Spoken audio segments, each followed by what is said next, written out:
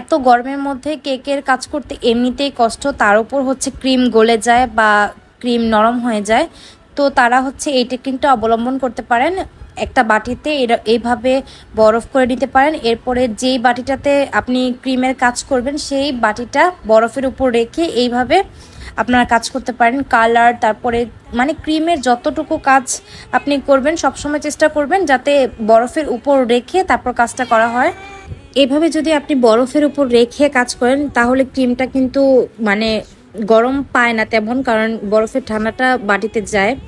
আমি আগে সবসময় এভাবে কাজ করতাম। আমি 2-3টা বাটি ডিপে রেখে দিতাম, কারণ আমার কেকের অর্ডার বেশি থাকতো। তখন হচ্ছে একটা দিয়ে কাজ করতে করতে গলে যেত, তারপরে অন্যটা নিতাম।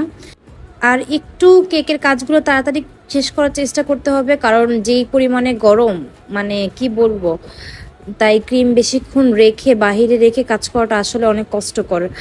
আমি গত বছর হচ্ছে আমার বেকিং রুমের জন্য এসি কিনেছি, এর জন্য এই সমস্যাটা আমার এখন ভোগ করতে হয় না। কিন্তু আমি জানি যে গরমে ক্রিম নিয়ে কাজ করা অনেক কষ্টকর।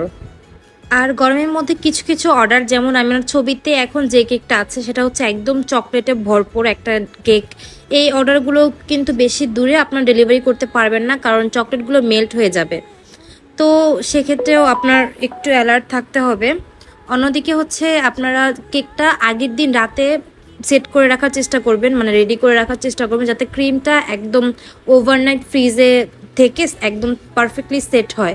অথবা মানে কেকটা আপনি ডেলিভারি করার 5-6 ঘন্টা আগে রেডি করে রাখবেন, না হলে কিন্তু কেক হচ্ছে মেল্ট হয়ে যাওয়ার পসিবিলিটি থাকে।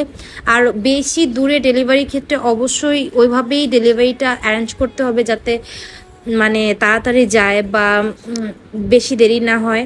গরমের মধ্যে যারা আমরা কেক নিয়ে কাজ করি তাদের কিন্তু অন্যরকম একটা চ্যালেঞ্জের সম্মুখীন হতে হয়। প্রথমত এই যে ক্রিম গলে যায়, এটা নিয়ে সমস্যা হয়। এরপর হচ্ছে ডেলিভারি নিয়ে সমস্যা হয়। বেশি দূরে ডেলিভারিগুলো ওইভাবে অ্যারেঞ্জ করতে হয়, না হলে আমরা অর্ডারও নিতে পারি না, কারণ কেকটা মেল্ট হয়ে গেলে তো সেক্ষেত্রে প্রবলেম।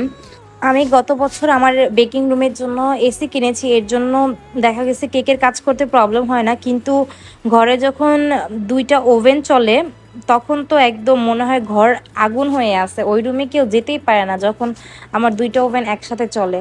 তো যাই হোক, যেহেতু অতিরিক্ত গরম পড়ছে, সবাই সবার প্রতি একটু যত্নশীল হতে হবে গরমের থেকে রক্ষা পাওয়ার জন্য।